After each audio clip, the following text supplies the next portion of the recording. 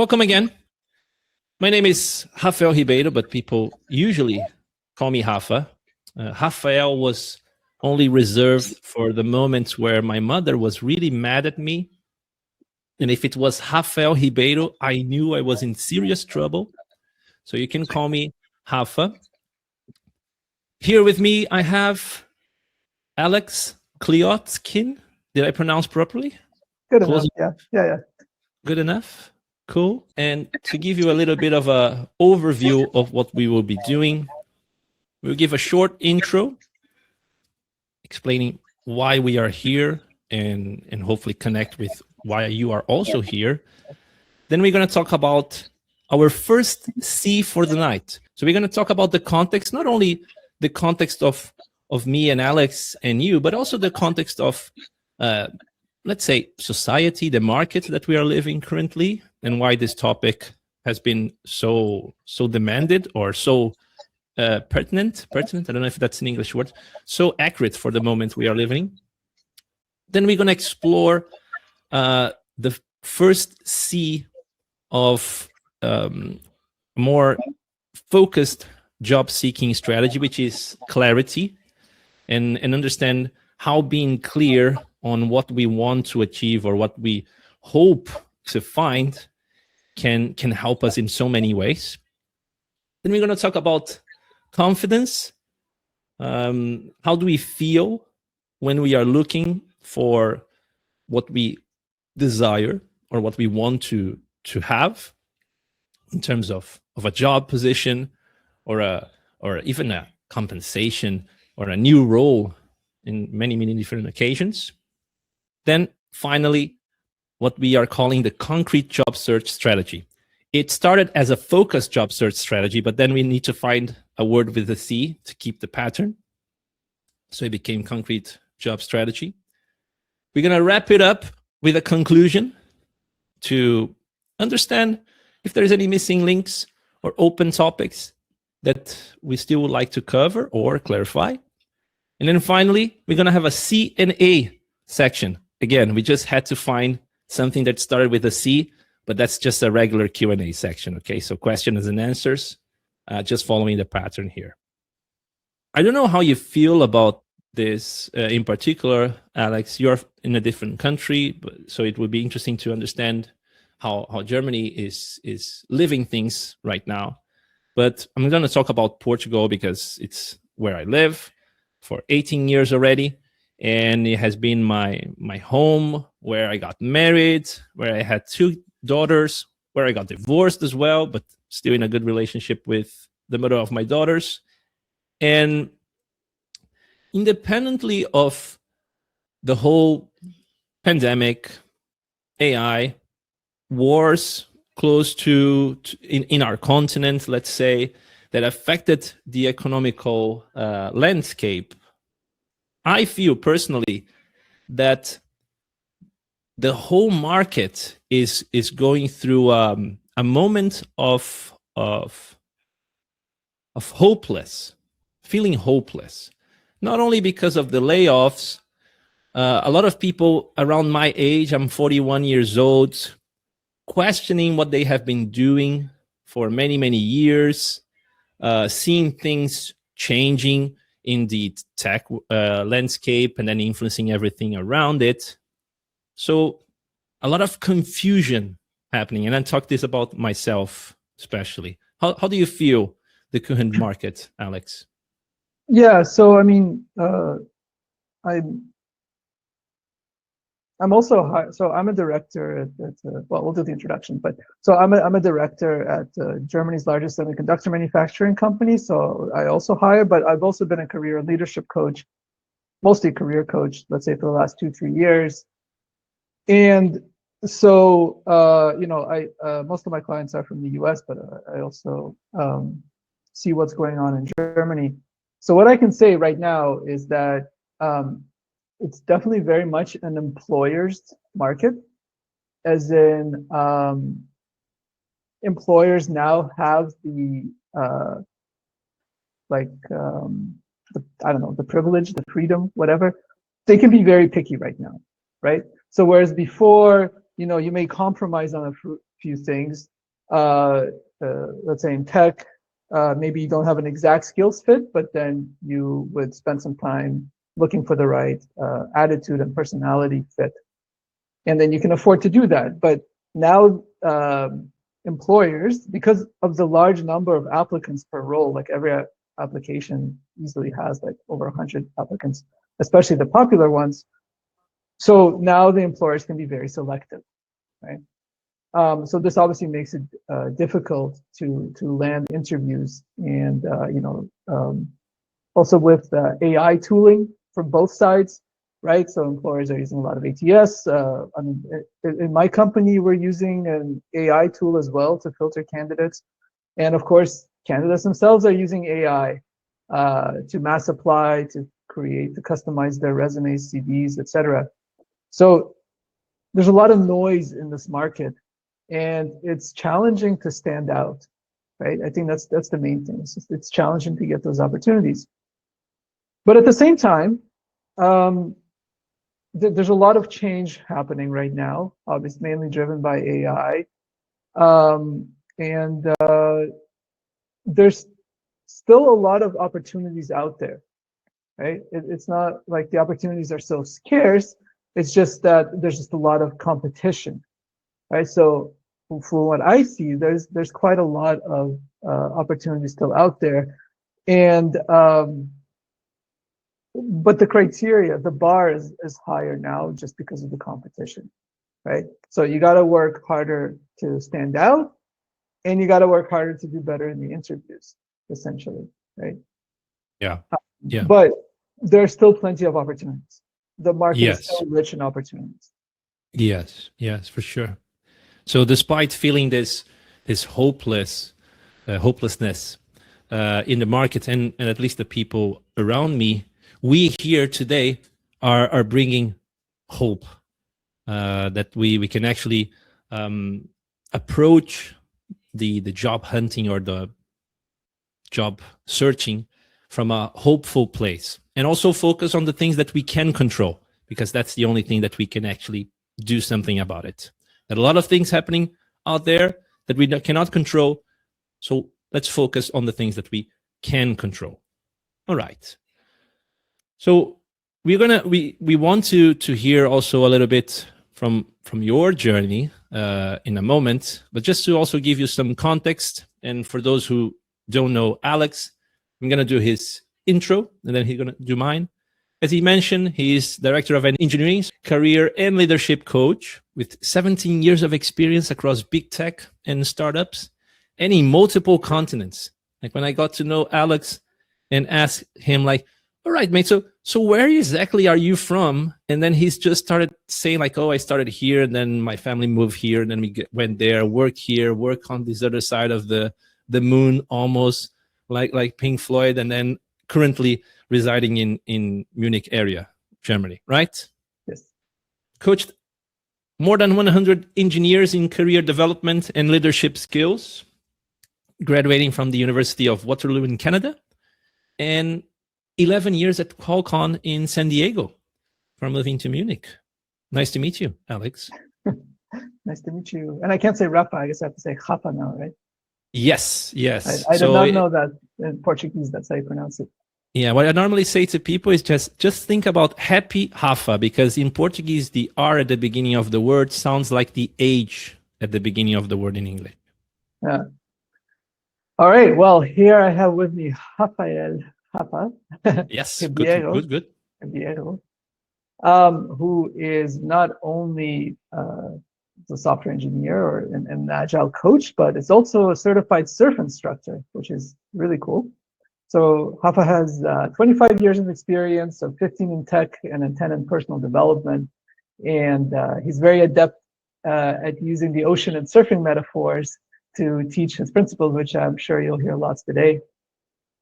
So Rafa has trained over 2,000 people in team coaching and facilitation, 150 surf students who are supposedly alive and well, but no way to verify confirmed. That. They are confirmed alive. Yes. No one has died on me yet. All right, nice. And has a postgrad in expressive arts psychology. So welcome, Rafa. Thank you as well, Alex. And this postgrad was my first move away from tech to understand humans better. And then I went back because I love tech. I'm a geek, a proud geek, I would say. All right. We want to hear from you, where you are in your job seeking journey. Are you still employed but looking for something else, maybe a career shift or a same position in somewhere else, another company that you're interested in?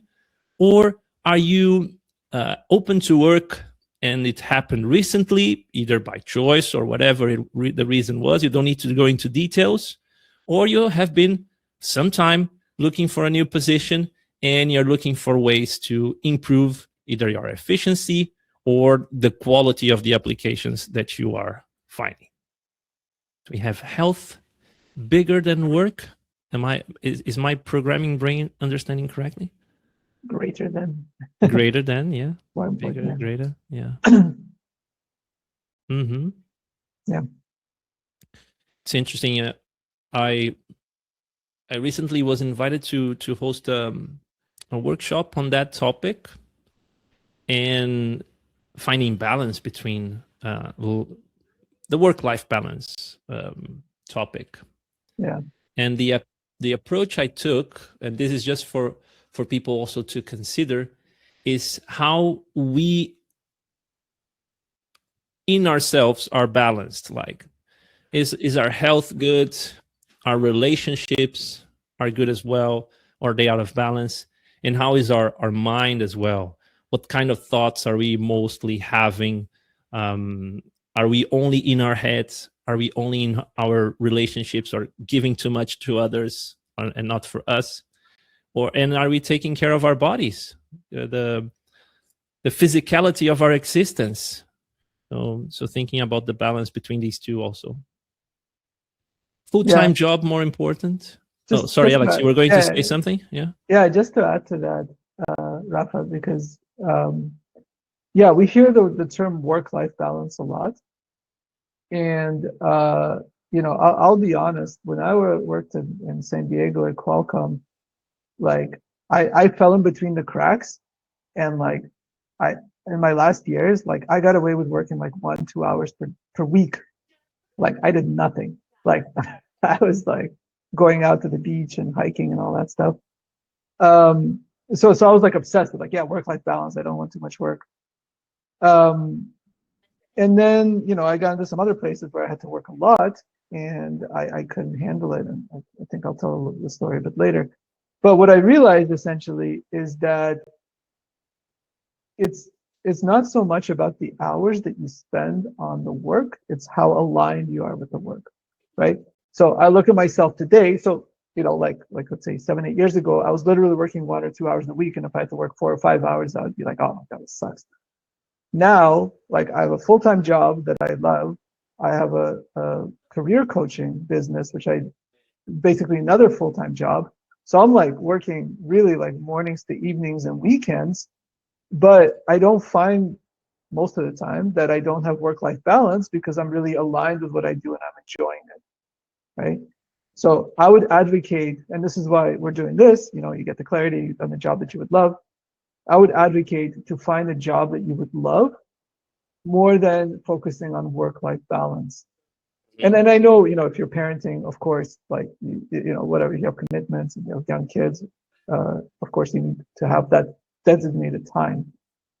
But if you really enjoy the job that you're doing, then, it wouldn't feel like work-life balance. It's more like, I heard this term, work-life integration. Mm-hmm. Mm-hmm. Mm-hmm. So that's what, for me, let's say, has really worked. Yeah. So almost like if we consider as an equation that needs to balance it out, if one variable of this equation is erratic or completely overflowing because you don't feel aligned, you don't feel balanced with what you're doing, be it because you don't love what you're doing anymore. And this can also trigger a job search, right? Like I don't see myself doing what I have been doing, or I still love what I'm doing, but I'm not aligned with the place and the people I have around me. And this can also create this need to look for something else. It's not only being open to work, right? As we shared before. Cool. And we have Yiri. Am I pronouncing properly? Sorry if I'm not. Hard to switch from lead Java developer, contractor to engineering manager, or to work on software in other more promising fields. You know, a big part of this is, of course, marketing. You know, if you want to, you know, you want to become an engineering manager and you're a lead developer, so you have to find the, let's say, the requirements for engineering managers, what they're looking for, you know, like leading teams and hiring and coaching the developers. And then basically you have to show how, as a lead developer, you're already doing that without the title. Yeah, a lot of other things, but yeah, just wanted to throw that out there real quick. Yes, and we're gonna give an opportunity as well to think in more detail about this kind of situation, because it may be even for, I want to do something completely different, not related at all, and I don't feel the confidence to actually make that shift. This is why we're gonna have a section only focused on confidence, or mainly focused on confidence. All right, so we want to start with a mindset shift, if it's not the mindset yet, which is this concept of the difference between guilt and responsibility. As we said in the beginning, I don't reckon that the people here in this call, let me know if I'm wrong, were responsible for the pandemic, or were responsible for the whole AI revolution, how companies are living this AI revolution. And even if you have guilt in this, or you are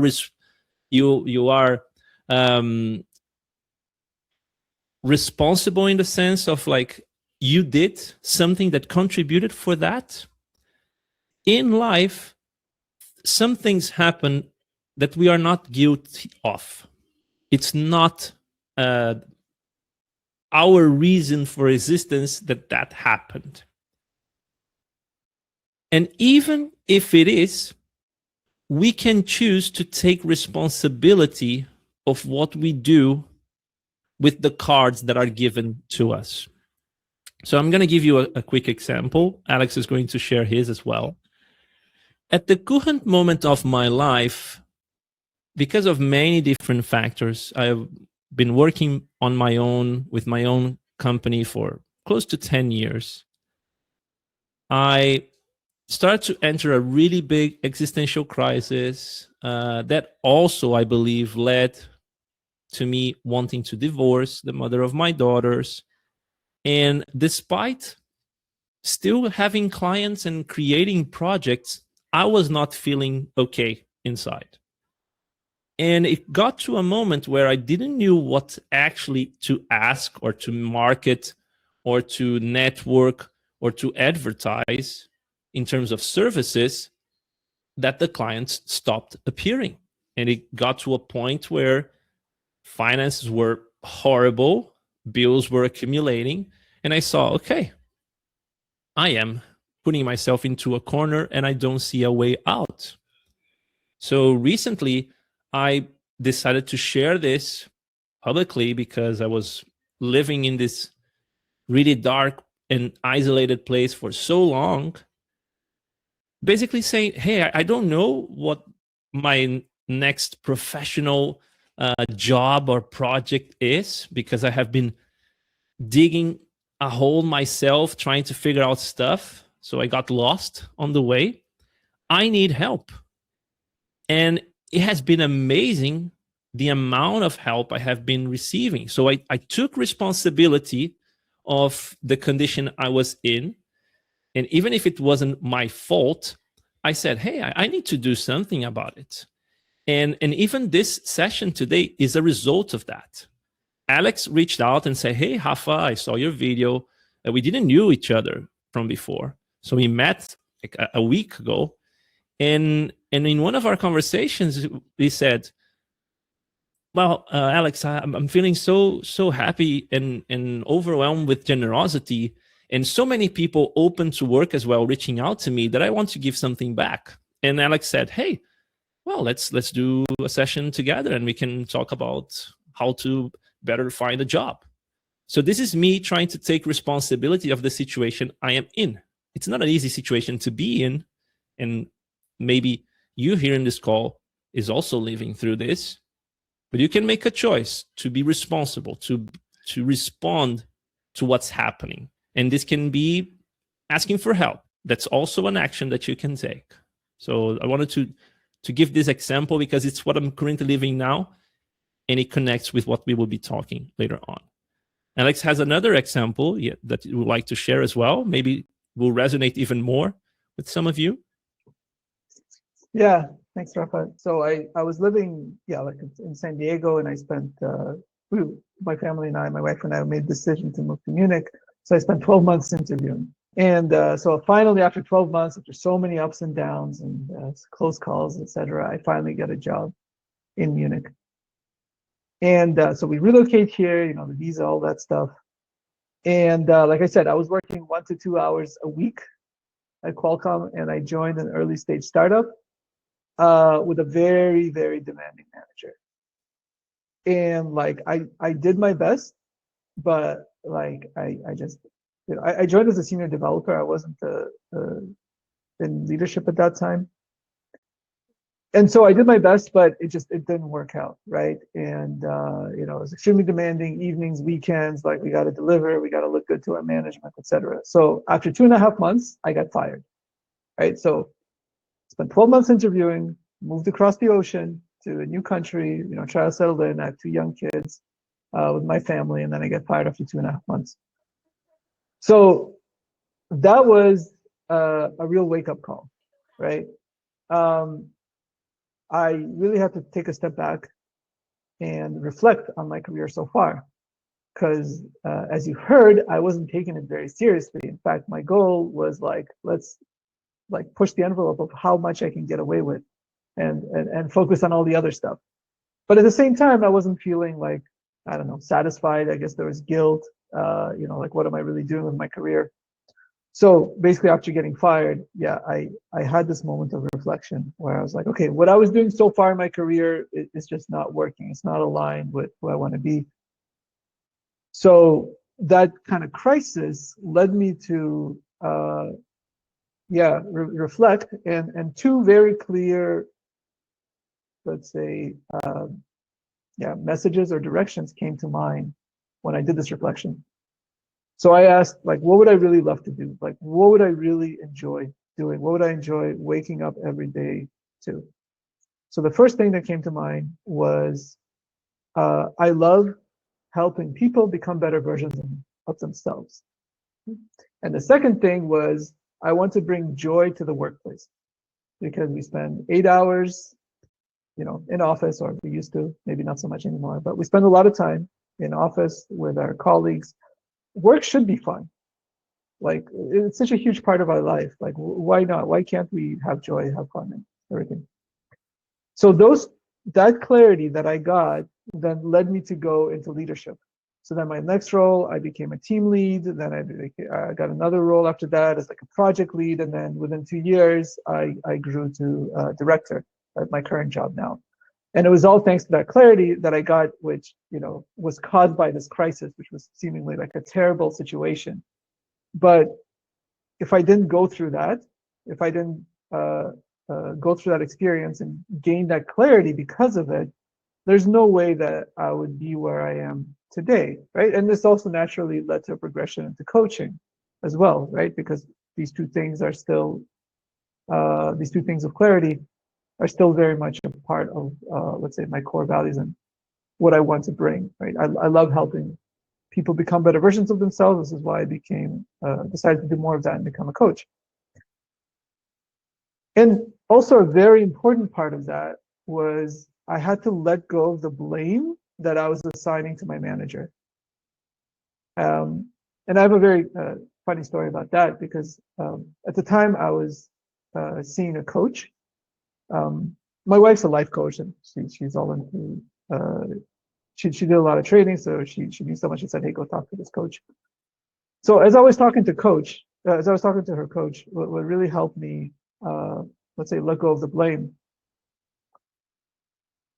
So she said, "Alex, if I called you a slut, how would you feel?" And I'd be like, "Yeah, I laughed, of course." She said, "Yeah, but if I say you're not good at your job, how would you feel?" And I was like, "Yeah, I would feel bad." It's like, "Yeah, of course, because there's an insecurity there, right? So the reason you're feeling bad is because there's an insecurity there, and actually your manager exposed it, right? If he called you a slut, you wouldn't take it seriously." So I learned that I need to take responsibility for my own emotional my emotional state, right? Like I can't blame other people for my situation, for how I feel. I got to take responsibility for that, because if I feel a certain way, that means there's something there. Nobody can make you feel something unless there is already something there already. And so that helped me let go of the blame and kind of move on, so now, and that really helped with my job search, because then I could also talk about the situation without getting emotionally charged, right? Like if you get fired, like I got fired, it wasn't even a layoff, right? There's a lot of emotional baggage there. And especially I was applying for leadership positions, like I have to show emotional maturity. So I need to be able to talk about what happened there in a kind of emotionally mature way, not blaming. And also not hold on to that resentment. So getting fired, I can tell you, was the best thing that ever happened for my career, without a doubt. Yes, and this doesn't. So if you're hearing what Alex is saying, he's not saying for you to remove the blame of someone that did you something bad. Like let's assume that there is a scenario where you have someone that really put you in a position that was not right and made a conscious effort to put you in that position. That's that.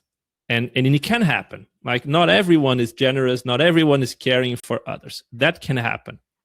What we are talking here is that for your next step, if they have the blame or not, it doesn't matter. What matters is what you're going to do about it now. Are you going to take responsibility of what you're living now, independently of other people having blame or not, or being at fault with you?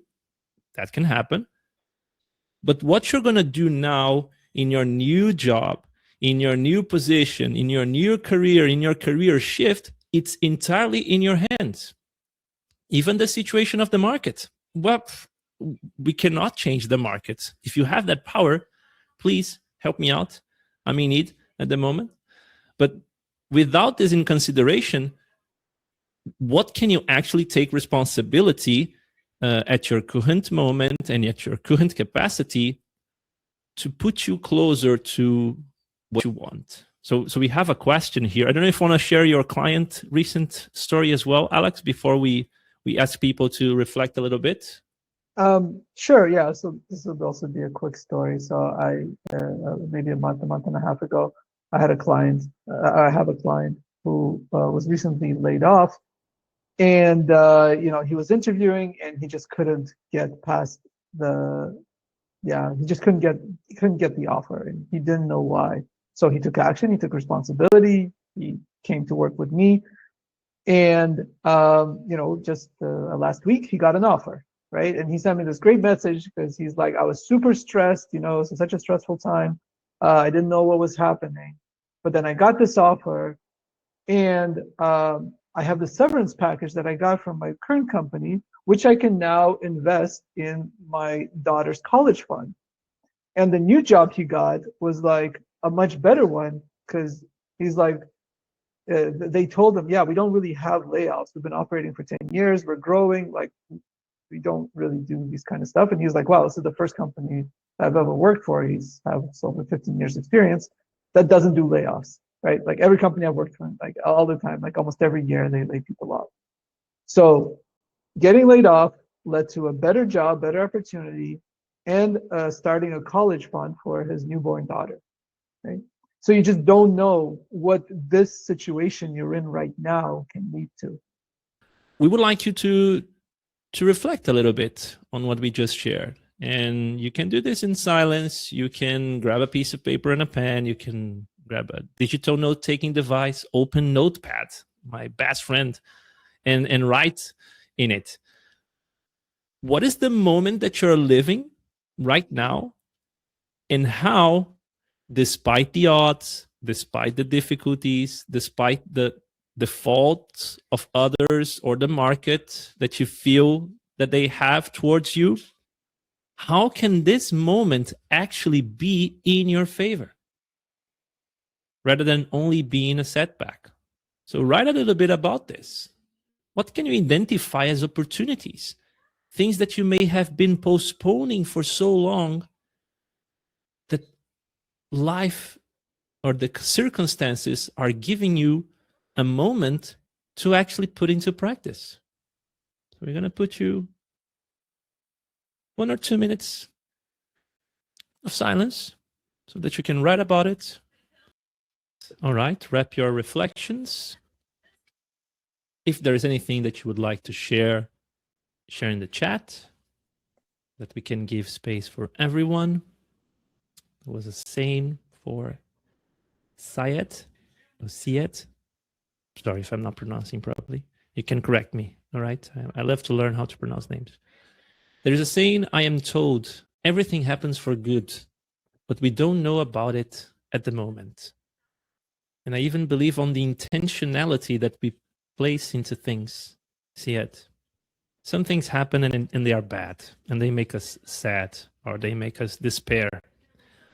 But we can channel that emotion into something good. So emotions are just energy for motion, hence the name, emotion. And we can channel those emotions to something positive. Even if we feel that they are hard to deal, they hurt us. So just energy in motion, just like waves. First analogy, surf related. I held myself 50 minutes. That's a long time. I think it's a record. I'm gonna keep account. Yes. All right. So moving to the next C, the power of clarity. Have you ever experienced this? You are at a moment of your life and you suddenly start desiring something, a product, let's say a car model, or a brand of anything that you desire. And suddenly, everywhere you look in the real world, at the streets, for example, if it's a car, the car appears. And then you go like, holy moly, just because I want this car now, everyone wants that car as well. And they are all buying this car. It happened, for example, when I knew that I was going to be a father for the first time. And then suddenly I see pregnant women and babies everywhere. And I'm like, oh my God, it's a baby boom. I'm sorry to say, but no, the babies were already there. At the moment that I decided that babies were important to me, well, they were always important, okay? I didn't kick babies when I was walking down the streets. It's just that I wasn't thinking about becoming a father. But at the moment that I decided in my brain, consciously or unconsciously, that babies were important, there is a system called the reticular activating system, RAS, that basically filters the environment and all the stimulus we receive. And when things are important to us, this systems gives the signal, hey, I found you a baby. I found you Peugeot 3006 orange. Our North American audience won't understand that. Okay, so I found you what's the Bumblebee Volkswagen? car? No. Cavalier? A Camaro? Is it a Camaro? Yeah. Yes, Camaro. I found you a Camaro. So the important things starts to appear, and you go like, oh my God, they are suddenly appearing. No, they were already there, but because you were focused on other stuff, you would not see them.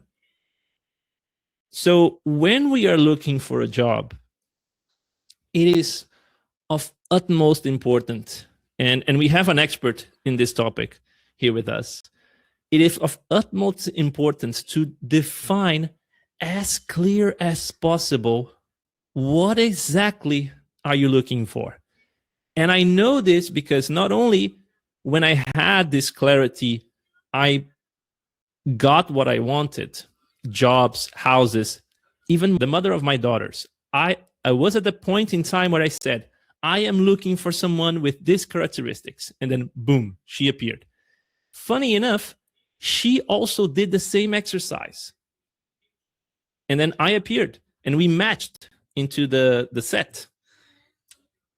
And Alex is going to explain pragmatically why. I'm going to say the neuroscience behind it. When we put clarity and we tell our brain this is important for us, we will start to notice things that were already there, but we were so overwhelmed with all the other details and all the other stuff that are important for us. And if we didn't make it clear to our brain, it would slip through our eyes. 2,000 job openings. If you're uncertain what you're looking for, your subconscious and the parallel processing powers of your brain will not pick and highlight the ones that you're really, really looking for.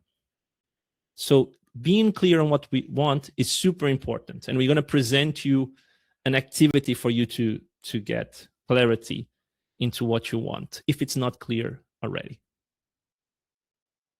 What about it, Alex, from your perspective?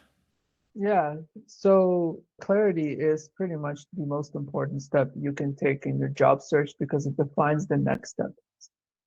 And I will outline this a bit later in the presentation, exactly how you can use the clarity to define the next steps. But essentially, once you have that clarity to know, okay, this is the job that I want, this is like the culture, the money, this is what I would love to do as well, then you can proceed with certainty, right? The next steps also kind of define themselves.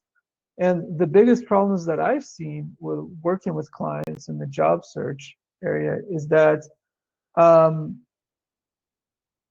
ones that struggle with clarity, like especially the ones that have a lot of options to go in, like I had one client in particular who was super smart, super intelligent, but he just could not make a decision into which direction to go in. He could have been a PM, product manager. He could have gone into project management. He could have gone into like semiconductors. He could have gone into, I don't know, AI. Like he had the capacity to go in so many different directions. But as soon as he would start to go in one direction and something didn't work out, he would want to pivot right away. And so he never really made a concrete decision. And there's so much power in making a decision. Then you can proceed with certainty and efficiency. And then a little bit later on, I'll talk about the actual practical steps of how you translate that clarity to your job search, to job postings, to tailoring your resume, etc. But yeah, I mean, and like I said, in my case, getting that clarity of I want to go into leadership next, and this is like the environment that I'd like to be in, and this is the kind of team I'd like to have. That changed everything for me because I stopped looking for other roles. I started focusing on those specific roles. And then when that role came to me, just like Rafa said, with him and his ex-wife, it was an instant recognition of like, yes, like this would be a great fit for you. And from the other side as well, like, yes, we know what, like, you're the kind of person that we're looking for. And this is what you want to create. You want to create a good fit what you're looking for and what the company's looking for, because they're defined their criteria. Their criteria is out there, right? It might not be precise, but you can extract a lot of what they're looking for. So now it's up to you to define your criteria as well. And don't diminish yourself. Don't think that your criteria does not matter. Your criteria matters as much as their criteria, right? So part of the confident mindset that we'll also touch upon. Yeah. yeah, so all this to say is, if there's one thing that you walk away from this presentation, it's that clarity. Get that clarity, and that will define your next steps. That is of utmost importance. Exactly. And it doesn't need to be the truth forever. It's just about making a decision, even if it's an imperfect decision, a not so clear decision, trying it out and refining it. And Andreas, you asked, how does one know what is one's own thoughts and what is implanted by society or external influences? Even our family and the people who raised us, or people that we deem important, may also impart some of their perspectives. Because one is an inception, one does not get truly fulfilled or no. So we have this exercise that we would like to invite you all to do it in silence, in your own piece of paper or tab in Notepad, now that Notepad has tabs. And you start with negating, because sometimes we know better what we don't want than what we want. So you go into what I don't want, and to clarify even more, what you do not want to do, what you don't want to feel, who you don't want to be, and where and with whom you do not want to be or stay. And you just answer these questions, and you can write them in the paper and give some space for each. And then after you do the negation part, then you do a double negative. You negate the negation. You multiply by -1, or for my programming friends, you put an exclamation.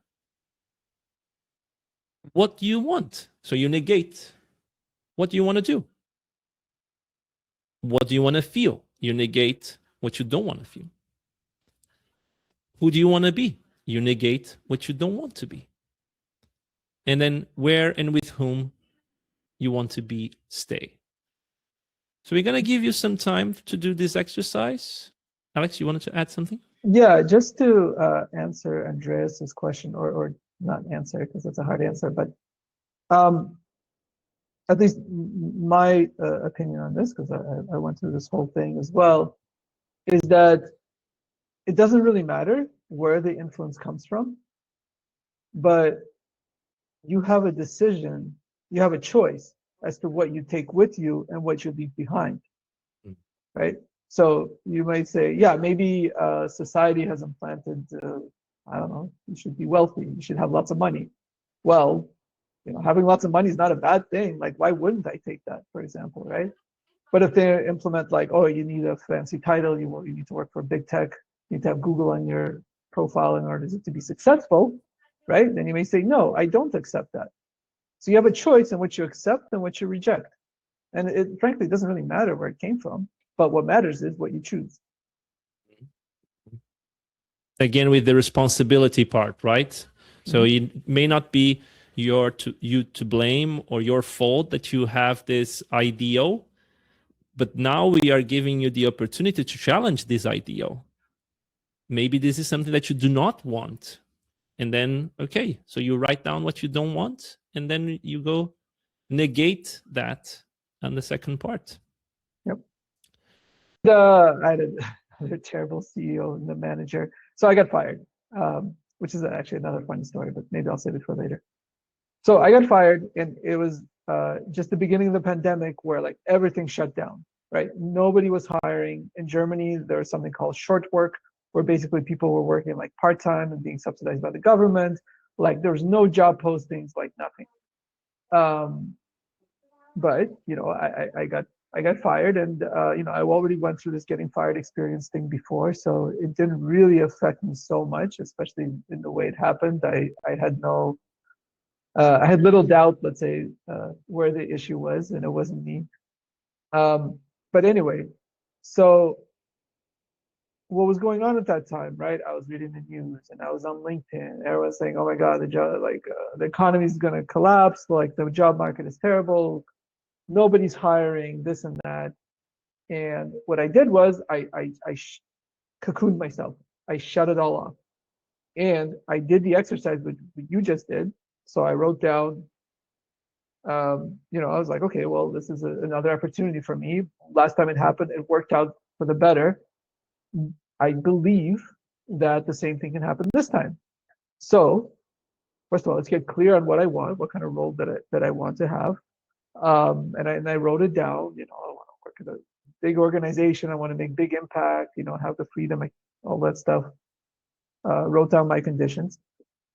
Then I wrote down why I was worthy of it. I wrote down like my accomplishment, the characteristics, like what I bring to the table, basically. And I was reminding myself of that every single morning, of that why I'm worthy of this awesome role that I have despite the conditions. Right?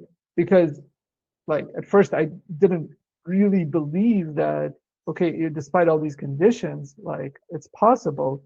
But I kept intentionally reminding myself about this every morning. And I did this with meditation, but I can also talk about that. But it was basically a reminder of myself every morning that, yes, I'm worthy of this job. And I needed to feel it, right? So you need to accept it emotionally, because you can tell yourself whatever you want. If you don't actually feel it deeper level, that means it doesn't make it past your subconscious and you don't actually believe it. But if you want to convince yourself, you have to feel the emotions of being that person that you defined, or really believing that you're worthy. So I was doing that every morning until I got my role. And so then when I applied for this job that I currently have right now, it was amazing, because I looked at this job description and it was such a clear match of what I wanted in my experience. It was like, whoa, this is a crazy fit. And when I went into the interview, like I was convinced, that I'd be great for this role.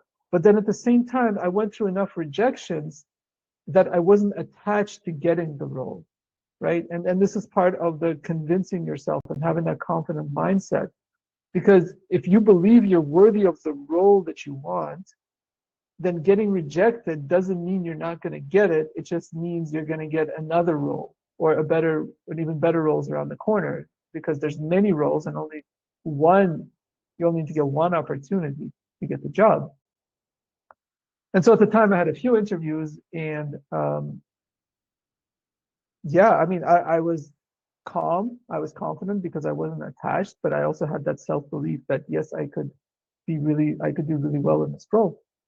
And so I was able to get it. It was only a few calls, but my manager was convinced.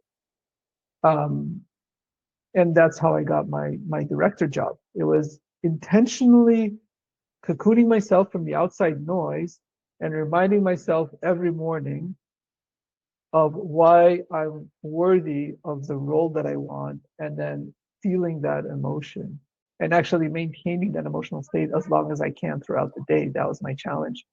So I had to get excited about having the role, that type of role that I wanted, before I even saw the job posting. And that's what led me to convincing myself that yes, I can get this and I'm worthy of this. Good stuff. Good stuff. Surf analogy coming in. When we are in the ocean, if we keep focused on the waves that did not arrive at, or if we paddle to a wave and we either miss it, or someone else rides our wave, or we catch the wave and then we fall, if at the immediate moment after that wave we are not present in what's happening at the moment, and we are like thinking about, oh my God, I lost that wave, or I didn't catch it, or someone caught it, we can literally die, because we are unaware of the current. We are not focused if there is another wave coming with a surfer that can run through our heads with their fins, that can literally cut the wetsuits and arteries, whatever it is. So we cannot actually be focused on anything else except the current moment. And when a next wave comes, we place ourselves in the right spot to catch it. And that's it. And after the wave passed, the wave passed. It's gone. There's nothing to do about that. And if we also start feeling unworthy or incapable of being in the sea, then it's time to paddle out, because it's not going to be good. So surfing teaches a lot about being in the present moment and not attaching ourselves to what may happen in the future or what happened in the past that wasn't good. Okay? So another idea to really place yourself into the present moment. To explore a little bit this, but without investing too much time, because there's a lot of room to explore later with Alex going through the actual process. You don't need to share in the chat, but I would like you to take a moment to reflect from 1 to 5, how confident are you currently feeling at this moment in your life? And it's just, think of a number in your head. 1 or 0, no confidence at all. 1, really, really low confidence. Or 5, amazing confidence in what you want to achieve. And there's no right number, okay? Because we all have ups and downs, just like the ocean. Another one for you, Alex. There are days with great waves. There are days with crappy waves. And we may be on one of those moments. A really simple exercise that you can do to start re-believing in yourself is just looking back in your career, in your life, and writing down all the struggles, all the challenges, all the hurdles that you overcame, and just listing all of them. Ever since you were a child. Go start from there if you can still remember. And then whenever you self-doubt yourself, take a look at that list. We're going to talk about the actual process of job hunting. Include listing or just revisiting that list every time you feel below 4, below 3. Because I guarantee that you will find stuff there that you will be proud of. And if you cannot find it, talk with the people who know you. They will for sure remember and make you remember all the amazing moments that you had throughout this life. Because sometimes this is the only thing that we can hold on to, our accomplishments and our successes. Not much the failures. We all have them as well. So Andres shared 4.25 out of 5, Cyan 1 out of 5. So for both of you that started this self-reflection, do that list. It's for everyone, okay? Feeling low, feeling high, do that list. Can you repeat that, Rafael? I think Yes. I was not clear. No, so yes, I can surely repeat. So go back into your own life. Think about, ever since you can remember, all the struggles, challenges, or hurdles that you had to pass.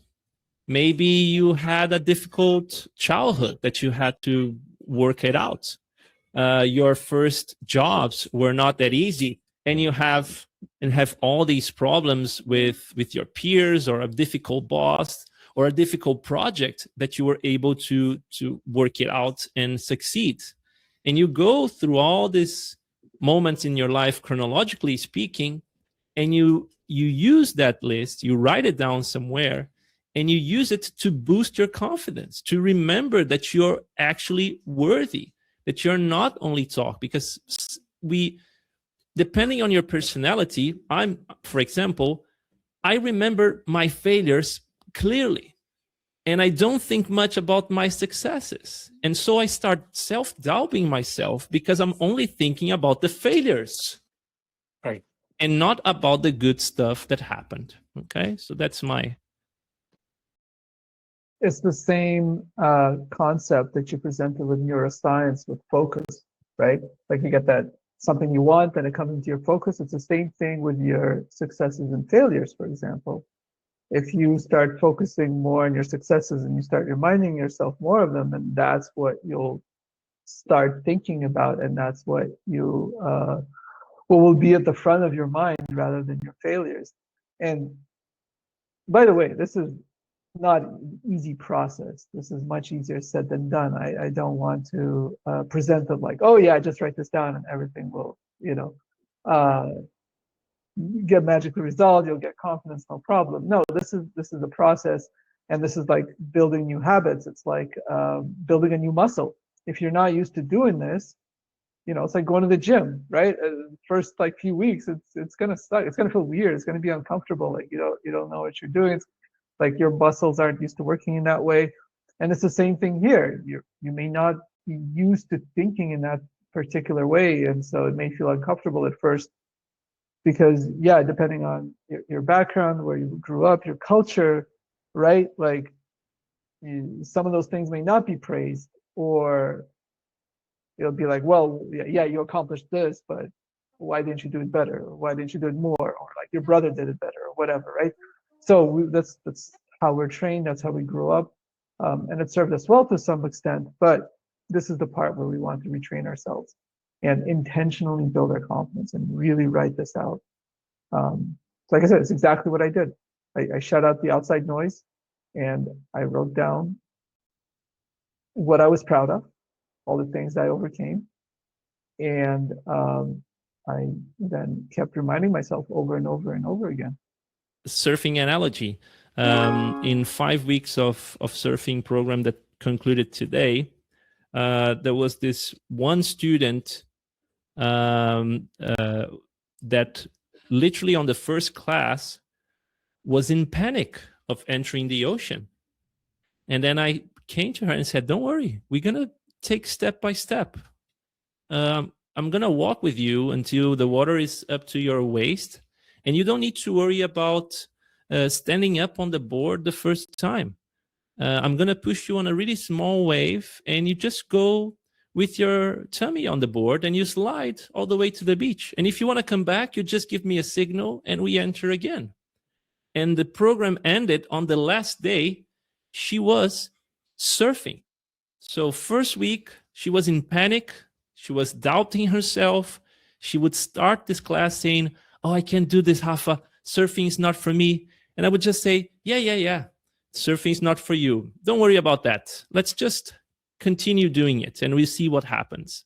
And then at the last day, she's catching waves and thinking that she's more worthy because she overcome that challenge. But it took practice. It was something that needed to happen slowly, building up, compounding progress, as we say, not only in habit formation, but also in surf training.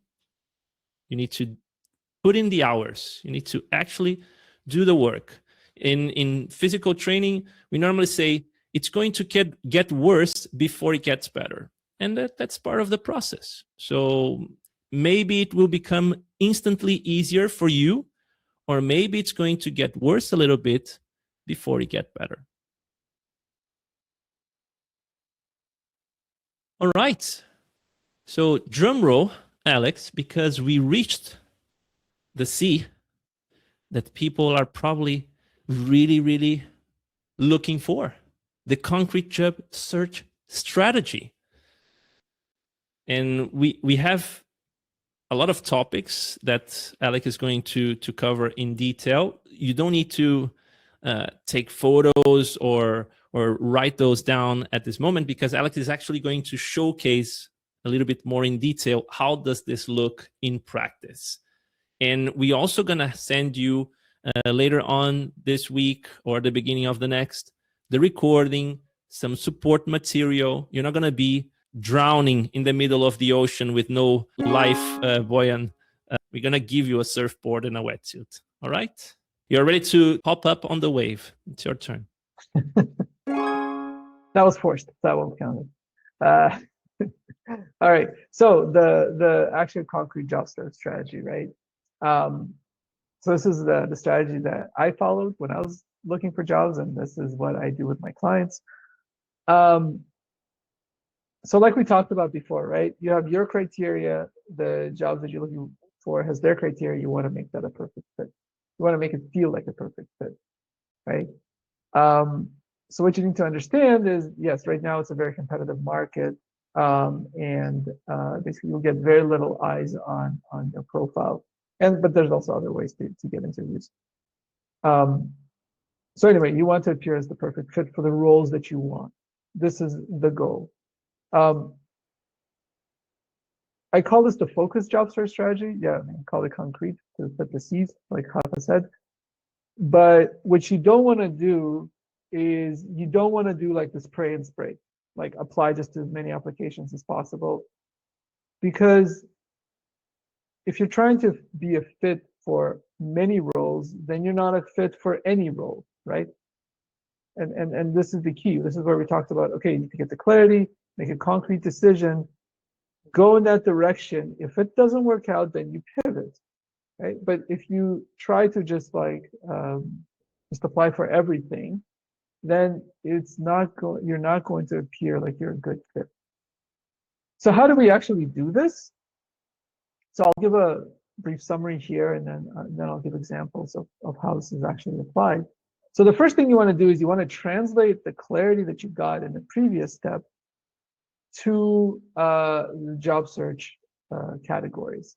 So get very specific on the kind of job you would love to have. So it's like the organization type, the size, which industry, what kind of culture, what kind of products, what kind of manager do you want to have, what kind of responsibilities do you want to have, what kind of salary you want to make, etc. Right? So you get very specific there. Then you go out and you find job openings that match your criteria. So again, now you have this clarity. It should be much easier to recognize, a particular culture, the types of companies, industries, etc. And what you want to do is you want to choose like 5 to 10 roles that you'd say, yes, I would love to have this role. And then that becomes your blueprint, like the blueprint for what you need to tailor your profile to. Then based on those jobs, then you extract the common requirements. You can use this ChatGPT or you can do this manually. It's not too many jobs. And then so that you know how to tailor your profile. And then you actually tailor your profile with LinkedIn and CV or resume. And then we can talk about what that actually means. So you identify exactly what they're looking for, and you make sure that your tailor matches that. Now, it may not be so much tailoring, maybe like 15-20% of your experience, or it may be more depending on your options. But then this is the key step. And then you can also, this also defines your next steps, because now you have clarity on the types of companies, types of roles that you want to apply for, so you can do a networking strategy, right? You can leverage LinkedIn here. And no, so you don't tailor LinkedIn for each job you apply. The goal is then you have a profile tailored for the jobs that you would love to have. That's the goal. So you apply to less, but you get a higher callback rate because you're a better fit for the role that you're applying for. And if that's not working for you, then this is then where you pivot, right? You adjust your strategy. You go for something else. But in my experience, this strategy is the one that gives you the best chance of getting that callback, right? So we're just talking now, so when it comes to landing a job, there's two aspects, right? There's getting the interview and then landing the interview. So getting the interview is more about marketing, right? So we're just purely talking about marketing here. And then, when you do the interviews, it's more about sales, and it's a whole different ballgame there. Okay, so I want to share my screen because I want to show you some examples of what this could look like. So when we get specific, and these are actual examples from my clients. So I'm going to, there we go. I'm going to share this. Okay, so you guys can see my screen, right? So this is one of my clients. He was trying to get he wanted to get a big tech role. He was in the financial industry, working for big banks, Goldman Sachs. So this is the clarity that we got. We wanted to have a technical leadership role at like mid to large orgs. Preferably, he wanted a big brand, large salary. Important to him was freedom to operate, opportunity to make a big impact.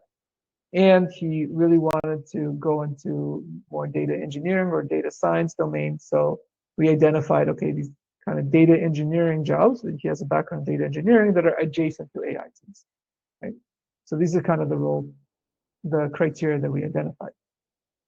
And then for the second step, what we did was, so this is a spreadsheet, and I'll share this with you, how you can do this as well. So we found a bunch of job postings, and then we had some criteria here, like a company, location, salary.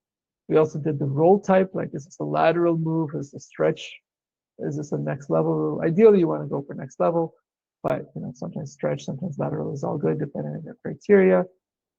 And then we had something like, how does it fit your tech and skills? How does it fit your values? Because that's important. We also wrote some things on required tech skills, required experience, because we wanted to extract those common elements as well. And so then we categorized them. Like, let's see, dark green is definitely hell yeah.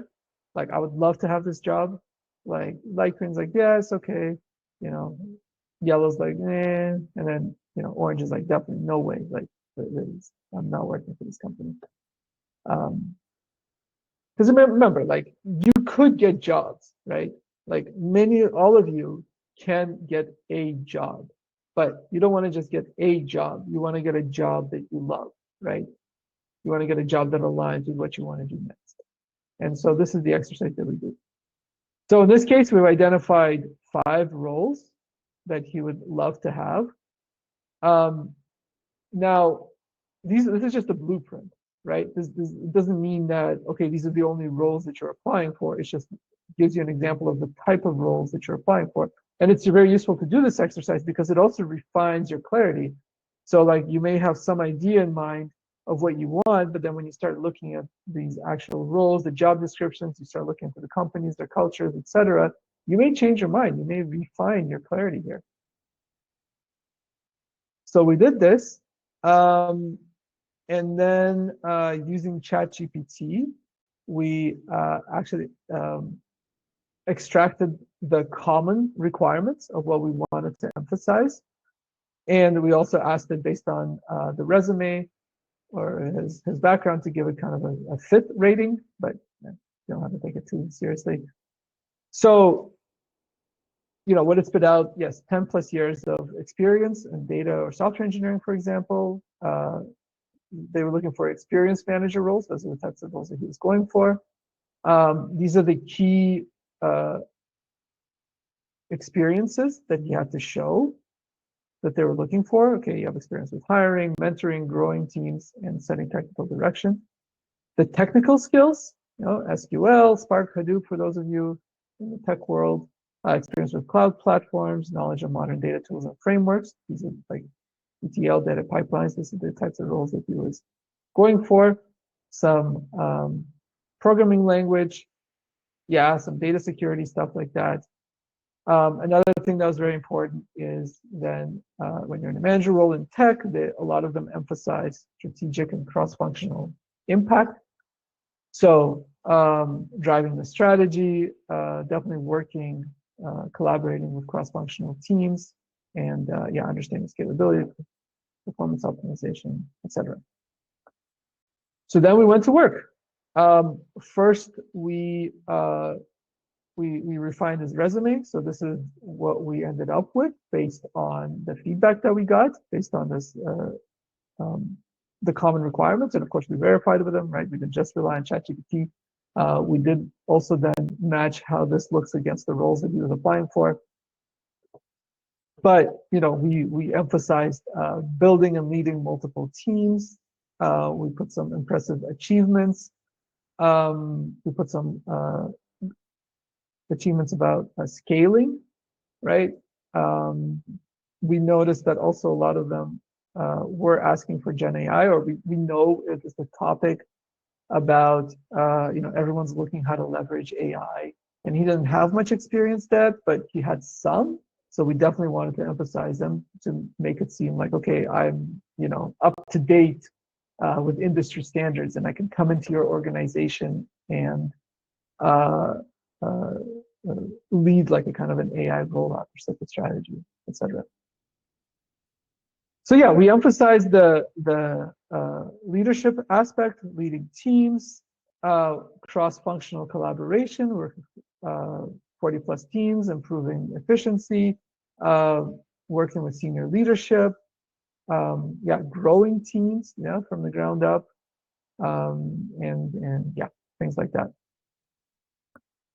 And so important thing here with the resume as well is that there's so often a tendency to try to show like everything, because you were in the weeds, like you did the job, and I know it was really complicated and there were so many different hurdles you have to overcome, and I know you have to use a lot of your expertise, but like none of that's going to come across in your resume, in your CV, right? So you got to come out with your greatest hits. You got to capture their attention quickly, and you got to make it clear why you're a good fit for their specific role.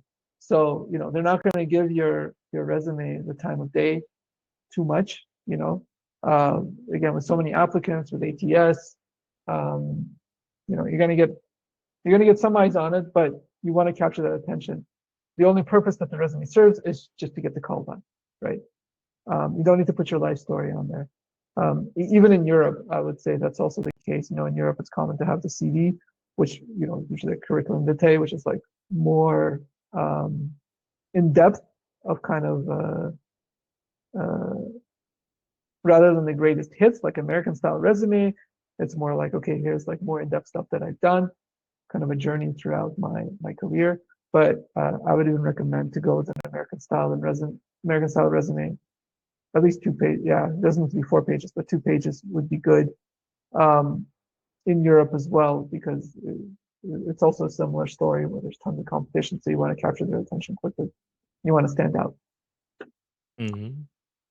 So Alex, in a summary, just for someone who's seeing this for the first time, and to even for people who are not in the tech world, as I know that there are some who are not here, the big point is we need to start with our own clarity, because this will narrow down the list of ideal jobs that we are going to create for our blueprint. And then this will allow us to customize our profile, CV, and LinkedIn, or whatever it is, the way the medium we are using to show us, so that the people that are hiring for those jobs, they see us as a more fittable candidate against other candidates that just have the same CV that is like the same for everything and all jobs that they may apply. And we stand out from the rest because there is this fit, almost like me and the mother of my daughters went through, right? So we both had a really good idea of what we wanted from someone else. We also were working on our own and being aware of our own characteristics. So we are increasing the chances of creating a match, a fit with the roles. That's exactly it. Yes. And then the last thing I wanted to show you was LinkedIn. So let's say this was the previous LinkedIn headline, and applying a similar strategy of what they're looking for, especially with like leadership and some impressive achievements and scaling. I think, we ended up on something like this. So, senior engineering manager, 6+ years leading global teams. Say high availability data platforms that give some impressive achievement, and another impressive achievement about something, or impressive quantifiable impact, let's say. So in his case, for example, he worked on a team that optimized the software delivery for the Apple Card product. He didn't work on the Apple Card product, or was responsible for this 50 billion transactions in a year, but he worked to optimize it, right? To improve the efficiency, the delivery of that specific product. So that just gives you, it's just more about best practices as well when you do these resume and LinkedIn stuff. But right away, that as a reader, as a recruiter, as a hiring manager, whoever, like you don't know anything about this person, but you see he was working on a product that had $50 billion of transactions per year, you understand the scale of that, right? Like that's a big deal. That's a lot of transactions, it's a lot of money moving around.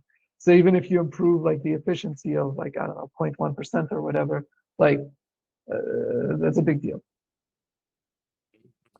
Almost like when I say that the 2,000 people that I trained, it's because that there were 2,000 people being trained by me. Like even if I was a crappy trainer, with 2,000 people of experience, you learn some stuff, right? So the number of sessions you gave, I wouldn't say the lines of code you've written, but the number of components you have refactored, whatever is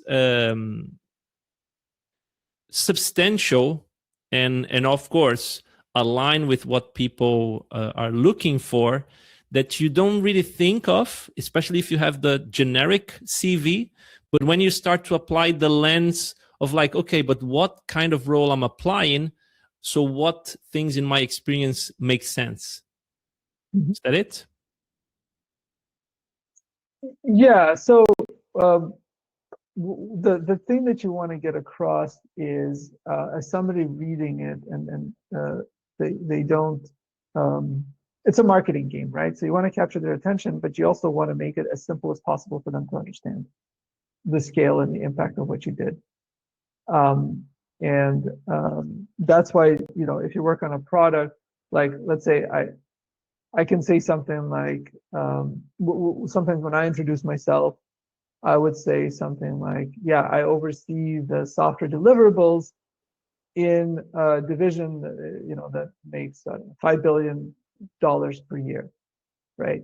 So instead of saying like, I oversee the deliveries of like, I don't know, 20, 30 teams or something like that, you give, which is also an impressive number. Or let's say, yeah, I lead a team of 15 people. Then instead you say, yeah, I oversee the deliverables of a company, of an organization making, you know, this $1 billion. So that captures the attention and it gives you an idea of the scale and the size that you're dealing with, right? So the easier you can, the simpler you can make it, that you can get that across, the better your chances are, right? Because that's also, again, it's a marketing game, and that also shows your ability to communicate and translate your world to the outside world effectively, which is, you know, pretty important for every job. Mm-hmm.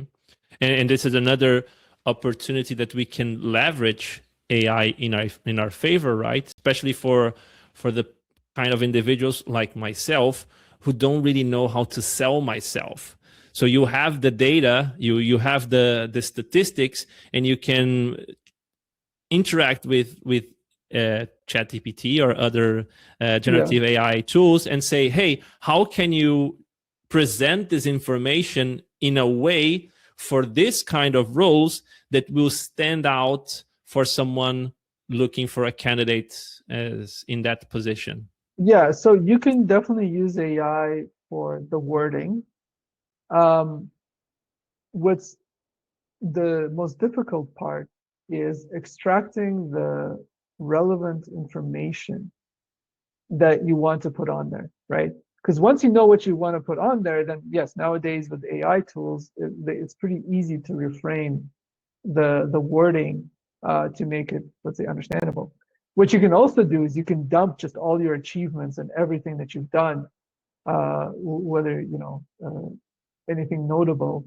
And then, yes, you can ask the AI to help you to do a tailored resume based on all your achievements, like take the relevant ones based on this role, right? You can also get it to do that. But that's the tricky part. The tricky part is knowing what you want to put on the resume. And this by far takes the most time. It's not the wording, it's what do we want to say? What do I actually want to say here, right? That's the trick. Cool stuff. A bunch of questions have came in. Yeah. And this may be a sign that we can jump into the QA, because we also have 10 minutes left. Maybe There was before we go, networking aspect as well, right? Just a quick thing on networking as well, how you can, based on like this clarity that you have, you can start looking at your first connections, see who works at your target companies, for example. You can start reaching out to hiring managers. Yeah, there you go. Start looking out for hiring managers. Once you know the companies that you're targeting as well, you can search LinkedIn for hiring posts, right? If somebody posts hey, I'm hiring for this person, like it's game on, right? Like you can message them and interact with them and so forth. And then also with recruiters, you can find recruiters from the company. You can be pretty open with them. You don't have to, they're obviously looking to fill the role, and you can say, hey, I can be the solution to your problem, because recruiters are always looking to fill the roles that they have. So you can be pretty straightforward with them. You don't have to try to build too many relationships there like you would maybe with other people that aren't directly involved in the role in the company. But especially nowadays, like I said, so many applicants, you got to find ways to stand out. You got to find ways to get your foot in the door. Now more than ever, your network can be your lifeline, and it's something you can intentionally work on.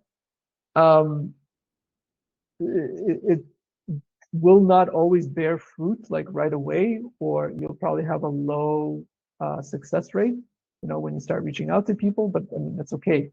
You kind of have to get over what I call, what somebody told me is the cringe mountain, right? Once you get over this cringe mountain, then you can, yes, just message people. It's fine. It is a numbers game in this scenario. That's what I would recommend. It's not going to hurt you. Yeah, and so I will also send some templates you can use to message people that I've shared with my clients that I've used before after this presentation. Cool. Sorry, Rafa, you were saying. Yes. So there was a lot of interesting questions that could benefit the Q&A session. For us to go there and to also conclude in a way with everything that we have shown here, maybe there are a lot of topics that you would like to dig deeper, but the most important step is always the next one. And what is your next step? So as a final reflection, before we go into the Q&A, I would like for you to think on your current moment and situation and identify what's the area that you feel you need to work more on. Is it the clarity? So to really do the reflection on what you don't want or what you want, and identify the actual roles or companies that you're aiming for. Is it the second one, the confidence? So you know what you want, but either because what has been happening to you, or you are not in the best moment of your life currently, and you're not feeling worthy or capable of actually getting what you know that you want? Or is it the concrete steps? You're a little bit lost on actually what to do. So you have clarity, you feel confident, but you don't know the actual next step, practical step. And if you want, you can share with us in the chat, which is the most challenging C for you. Is it the clarity, the confidence, or the concrete steps? And we're going to have on the support material that we're going to send you, we're going to have some suggestions on what to do for each of those C's. So you don't need to, we're going to send you some surfboards and flotation devices for different C's. Yeah. And before going into the actual QA, because people may need to drop off, appreciate and thank you for your presence and for being here, especially for you, Alex, for indulging me in my crazy ideas. This crazy Brazilian who lives in Portugal who wants to do a session with me, and I don't know him from anywhere. And also say to all of you that no matter what situation you're in, I'm in a rough situation myself, but that does not prevent me to have my line open if you just want to chat about your current moment. Okay? I may not have the answers for you, but I certainly have 2 years to listen to your story and what you're living at the moment. And hopefully with what we will provide you as a first possible next step, some clarity and confidence on your concrete steps will come out. Okay. So Kevin asked about, for example, do you need a resume for that role only, or can we like have one version of a CV that can be for multiple roles? And then we have other questions as well from other people. So, okay, so if you're looking for head of data roles at a B2C scale up, right? So like obviously you want to find, is that the only role you're looking for, or would you be also looking for other quite different roles at the same time? Because, you know, if you're looking for that type of role, then like I said, the best thing you can do is to find the job openings, look at their requirements, figure out what they need, and then tailor your profile in that manner. And then I would say just focus on the B2C scale ups for some time, maybe a month or so. See how that goes, see callback rate, how that improves. And if you have the ability to go for other roles, then I would say then, yeah, do that after the month. But again, it depends how tight or broad your criteria is and how much overlap there is, right? So if you're looking for head of data roles at B2C scale ups, but then you'd also maybe also want to be, I don't know, a manager at Meta, those might be quite somewhat different profiles that you would need to apply with. So that, you know, trying to combine those two may hurt you more than it would give you benefit. So it kind of depends on what else you're looking for. So if there are similar roles, maybe the same CV. If they're completely different, then having different versions, tailor it for that particular role. Well, like, so I might not have heard you because my headphones just told me I have low battery, but you don't want to tailor your profile for every job, right? That's what you don't want to do. That's like very inefficient and it's time consuming. And also like with LinkedIn, like you can't tailor your LinkedIn so quickly as well, right? They're you know, might apply for a role, then 2 weeks later they look at your profile and your profile says something completely different. So you generally don't want to do that. So that's why I'm advocating don't tailor your profile for each role or for each application. Tailor your profile for the types of roles that you would love. Give that an honest try, then pivot if necessary. Cool. Thank you for that. Then we have Andreas asking, how does an entry-level professional get better fit for roles certifications? I, for instance, have much less concrete evidence to point to, especially with consultancy NDAs. So with the NDA, I mean, you can still market what you did without actually disclosing anything because that has to be transferable to other roles, right? Like you develop code. Are you a software developer? I don't know. In Portuguese, we have a saying that goes like this: talk about the miracle, but not the name of the saint. Yeah. Yeah, exactly. So just because you work at a place where you sign an NDA, you could still extract your impact and the task that you've done, right? Now certifications, again, it depends on what's your profession and what you're targeting. In the software and tech world, like, I don't know, unless you're in IT. So in IT, like not software development, but if you're in IT, then yes, certifications would matter. In ops, yeah, probably like Azure, AWS, things like that. they would matter, right? So yes, I would recommend for you to get those certifications. And there's lots of stuff you can do to also do like online certifications, right? To put those in, would also, I'm trying to think how much it would make sense for ops, but it's always good to have like a GitHub repo or proof, somehow tangible proof of this is what I'm capable of, this is what I did, that they can look at. I mean, it could be something as simple as just having an online resume, right? That can be done in a creative way, and there's tons of examples to do that. So, and it also shows that kind of your approach, that you will go the extra step, especially as a young professional, entry level. Other things you can do, of course, network. I mean, great way to get attention is to LinkedIn posts as well. You can create a poll for yourself. It's an investment, but it's becoming more and more common of people just posting about their experience.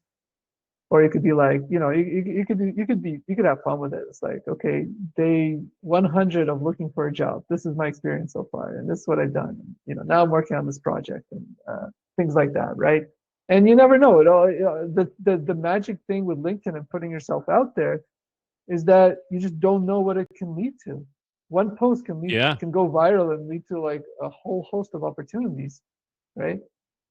So I'm an advocate of that, obviously, because I use LinkedIn for my marketing. Obviously, Rafa has also benefited tremendously from that, even though we're not like job searching directly. But I've seen like there are coaches out there that teach you how to do job search by going viral on LinkedIn, basically.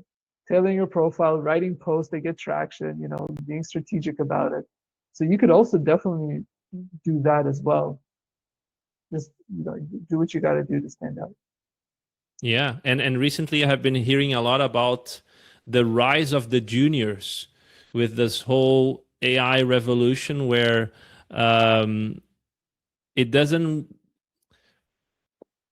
it's not only what you already know, but again, your learning capacity that counts. Because when you have tools that can help the learning curve of new technologies or even existing technologies, is more about your approach and how you are ready and capable of learning than what you actually know about. So touching back again on my story of like, I had no experience. I have literally no experience, and I was hired to do software development because my approach to the situation was, I don't have skill. I was honest, but I'm honest that I will put in the effort and the hours to learn what you need me to learn. And that got me a role. And the people beside me were already experienced developers. So you never know what may come to you unless you try, even if you don't feel that you're ready. But if you're ready to commit, to be ready, if you're ready to put in the effort to be ready in the near future. All right. So next question, how to address the scenario? What are you proud of? Doesn't hold the same value for others. In other words, if the job performed has no value to the company where I'm applying, like if I'm their support engineer of a product, but you can't be a consultant for the same product. Okay, so the exercise of what are you proud of has nothing to do with others. That has everything to do with how you feel about yourself. So it's not about, oh, I did this thing and it doesn't make sense to put it because it may not apply to the job that I'm looking for. No, you may have done like this thing that you are proud of because it was a difficult problem to solve, or you had to go above and beyond to do it. Regardless if it had the impact or not, what's important is what you did and the effort you put in, the steps you took to solve the problem, for example. And the whole point of this exercise is to build the confidence that, yeah, if I face a similar issue like this again, or even a bigger issue, I know I have the confidence to solve it. So this is why this is what we're talking about, listing the elements that you're proud of. It's about convincing yourself, not having people read what you're proud of and convincing them. It's about you convincing yourself. And if you can convince yourself, then you can convince others. Because if you can convince yourself, then you're not reliant on others approving you, because you approve yourself. So then, and that's real confidence, when you're not relying on other people to say, hey, you're good. You're like, yeah, I know I'm good, and you telling me is validation, that's great, but I'm not going to rely on that. And if you tell me I'm bad, that's okay too, because I believe I'm good. So that's the power of writing these things that you're proud of, and again, reminding yourself on a regular basis, convince yourself. Yeah, for sure.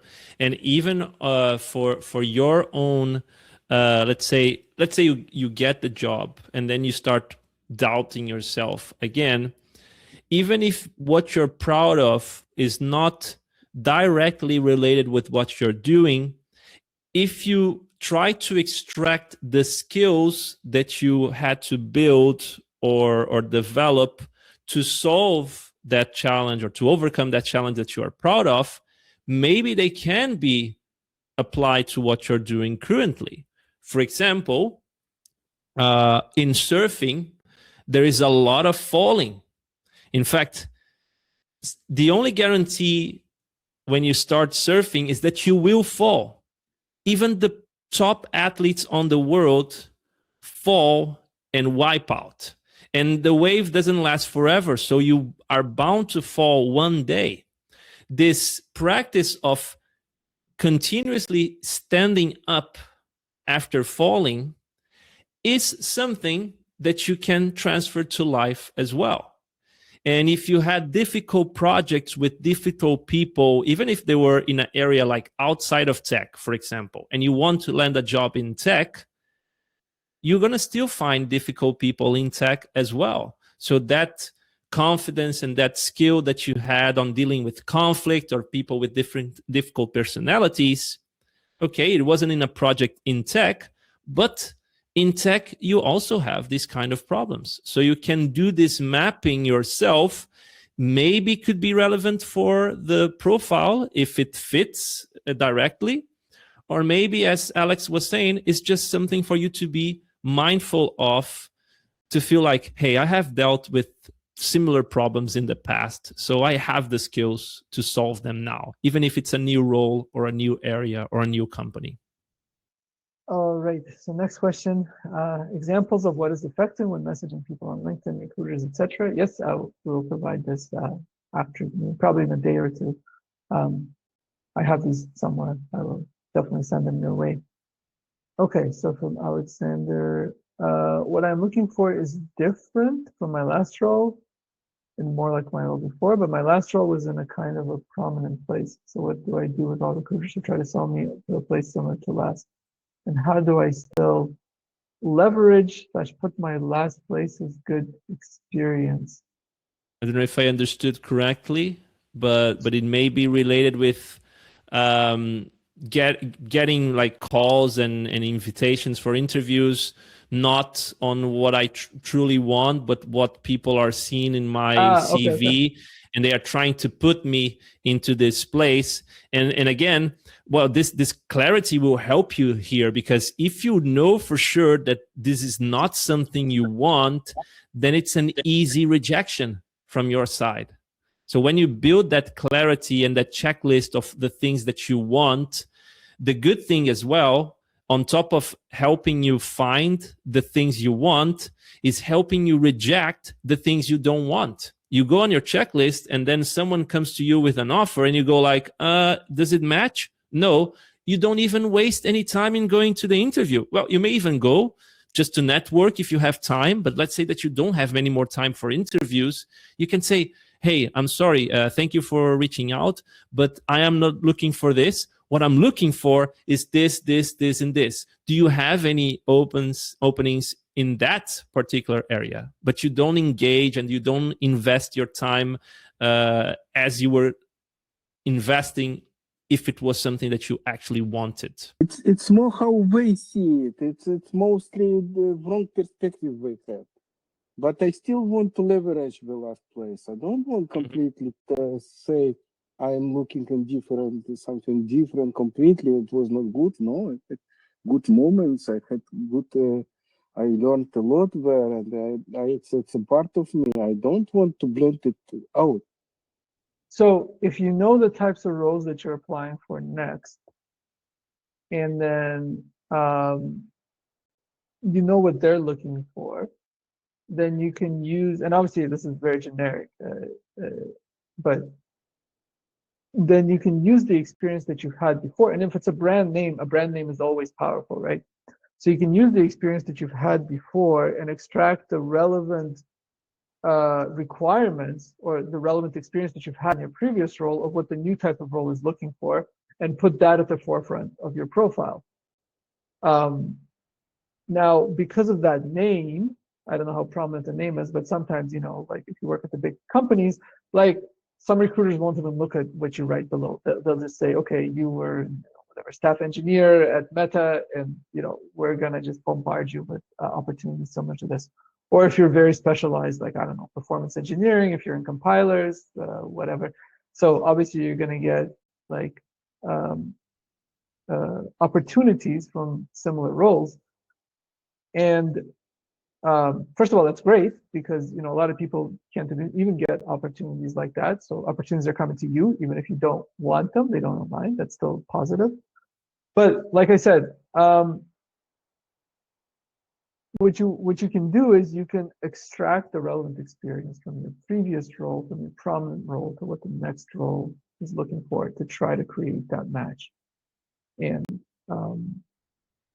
if I knew more specifics, I could maybe go into detail here, but let's say in a generic way, then that's how you'd want to do it. Yeah. And stay tuned as well, Alexander, for the resources we're going to provide, because it can also bring some more clarity. In a nutshell, it's to extract the relevant info from that prominent name and present it in a way. So in the software development terms, you have the presentation layer, right? You have the back end and you have the front end. So the back end is your actual role. The front end is how you present that role. And sometimes changing the wording is enough to still keep you attached to that previous role, but now aimed to what you want to work now, and still using the power of that name. Yeah, exactly. It becomes a marketing game. Okay, question from Andrea. So you have a challenge with mainstream AI because it interferes with your ethical framework. You think interesting position because you're more interested in local AI. Yeah, okay, so this is an very interesting topic. I have a client who's diabolically opposed at AI.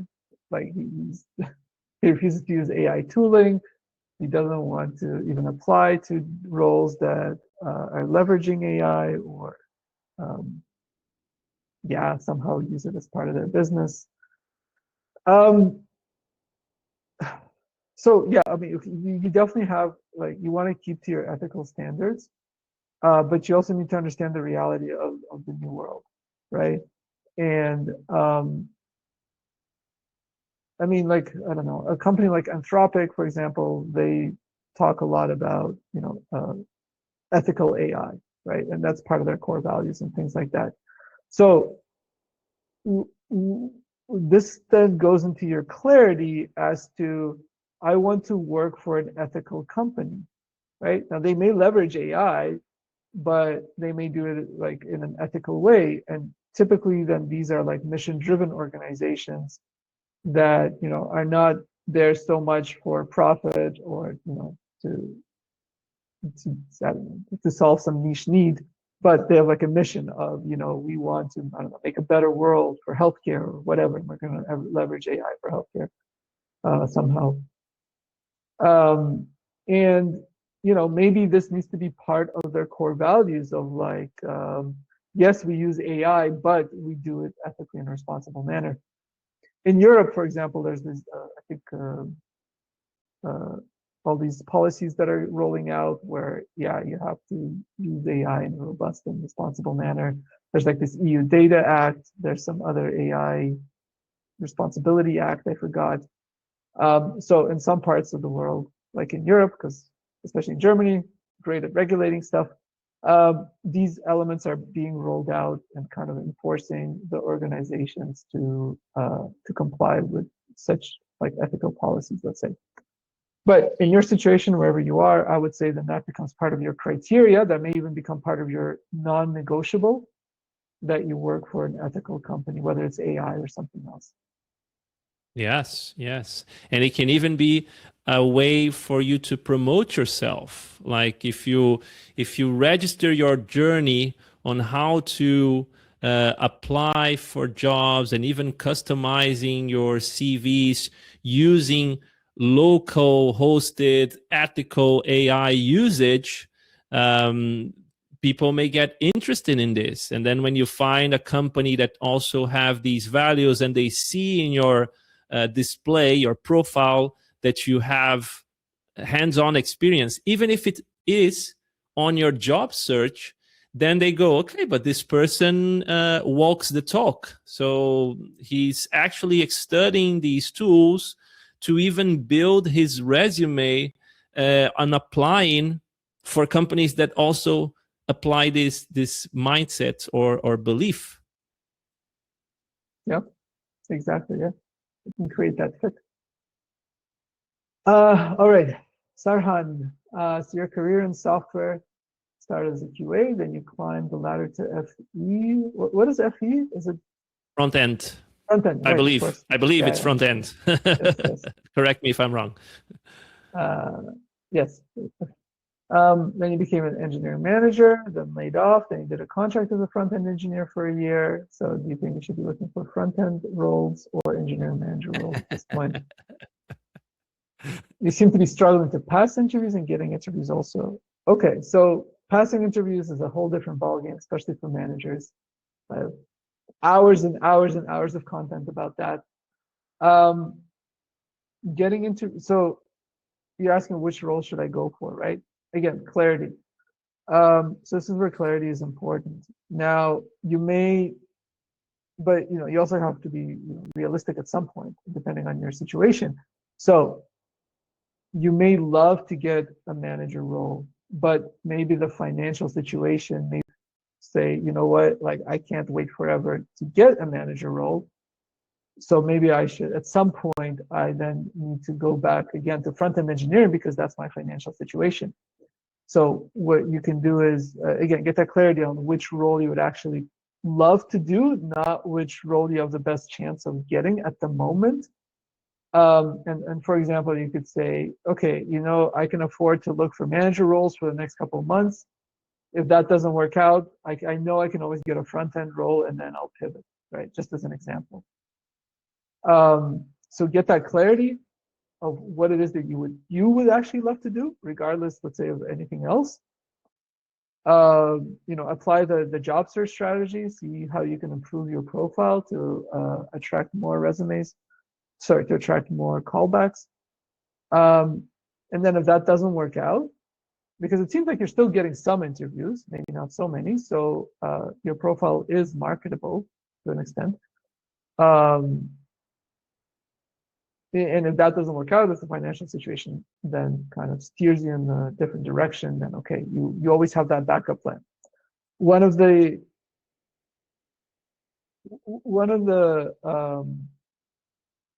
let's say what do you call it, like tools, let's say you can use, or a concept is what I learned as falling in love with your worst case scenario.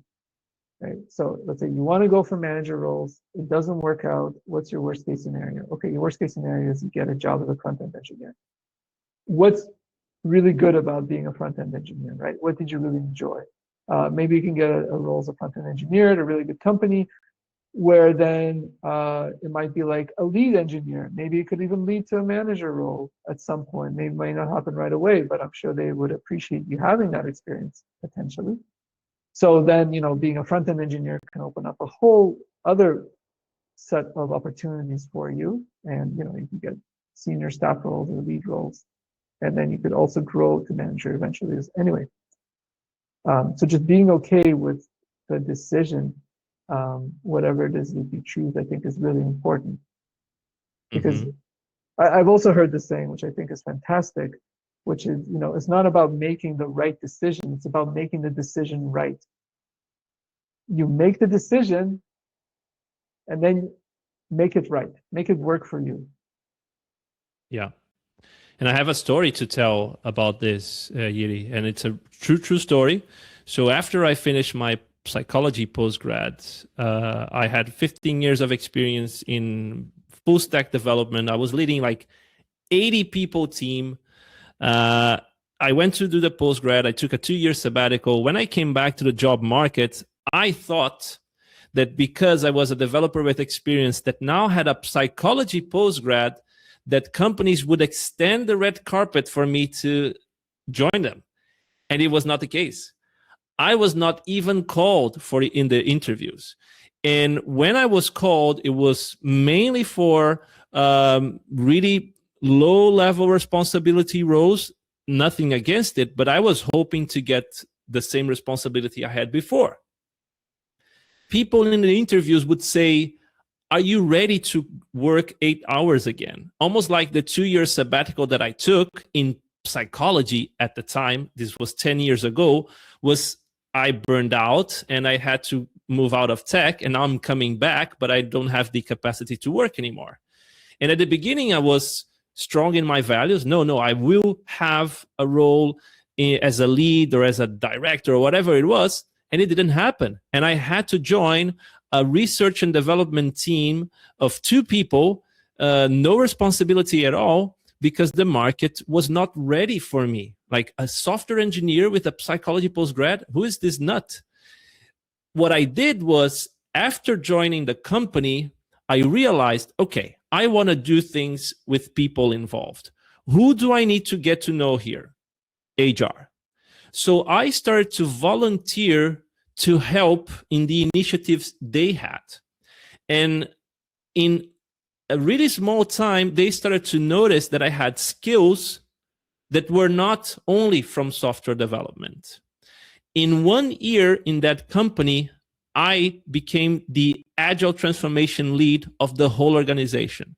They were inviting me to host the kickoffs of the whole company. It wasn't the job that I signed for. It was the job that I had available.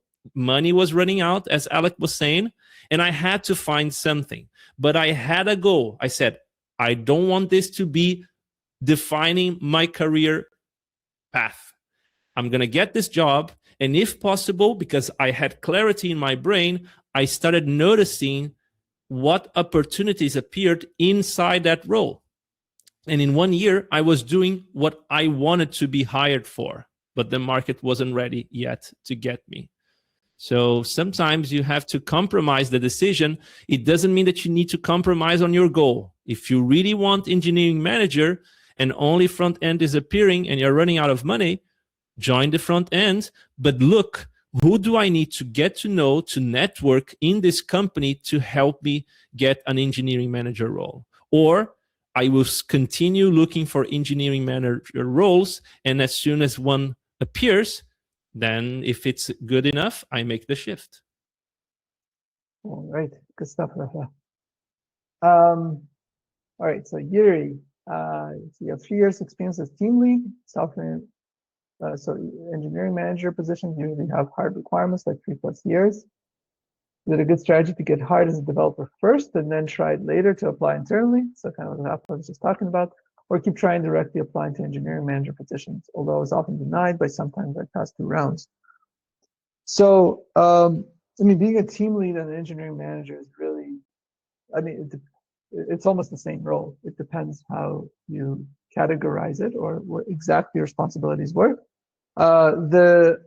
The line between, let's say, a tech lead and an engineering manager is that a tech lead has, or a tech lead does not have formal people management responsibilities, right? That's the line between a tech lead and an engineering manager. If you as a team lead was were also managing people doing their performance reviews. That's basically the same thing as an engineering manager. There's no difference. And so you can use that team lead as a marketing, that team lead title as a marketing asset to get the engineering manager opportunities. And you can, you know, kind of in the resume, in your CV, you know, even if you weren't leading people for the whole 3 years, I don't know how it is, you could kind of fudge it to make it seem like you were, honestly, because again, it's just, if you can talk to it, if you know, show yourself to be like a capable leader, where you know how to manage stakeholders, you know how to deliver, you know how to set up processes, you know how to do, you know, hire, grow, people, coach, whatever, all that stuff, you know, and you're confident about it, then yeah, you can fudge your experience a bit. Like I don't see any problems with that, honestly. It's a marketing game. Then when you get to interview, it becomes a different game. It becomes a sales game. So to answer your question, yeah, I mean, probably, again, it depends on the manufacturers, like Rafa said, financial situation, etc. But if an engineering manager is what you actually want to be, give that a shot. Apply the strategy,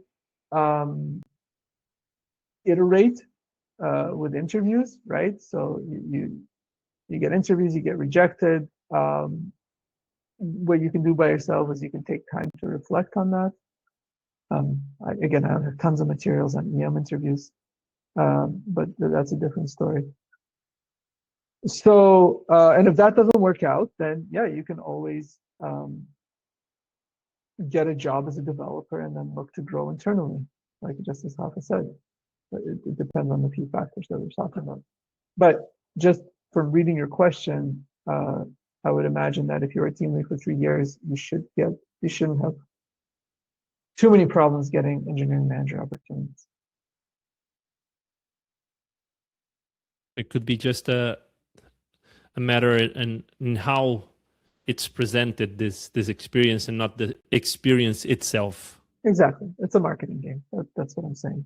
If we talk about just getting the opportunities, once you get into the interview, then they typically, for manager roles, they go pretty deep into your experience, into your approach, into your frameworks, into your leadership, managing different people, et cetera, et cetera. So then it becomes a different game, which we don't have time to go into today, unfortunately. Yeah. All right. Then the last question. So from Alexander, so he said, is it only the financial situation? If you're unemployed, you can't wait for the right role because the gap makes you less employable. And if employed, you still cannot wait forever for the right role because you get emotionally opposed to the current one. Oh, it's not a question. The philosophical debate is also valid, Alexander. Yeah. So, okay. So the growing gap.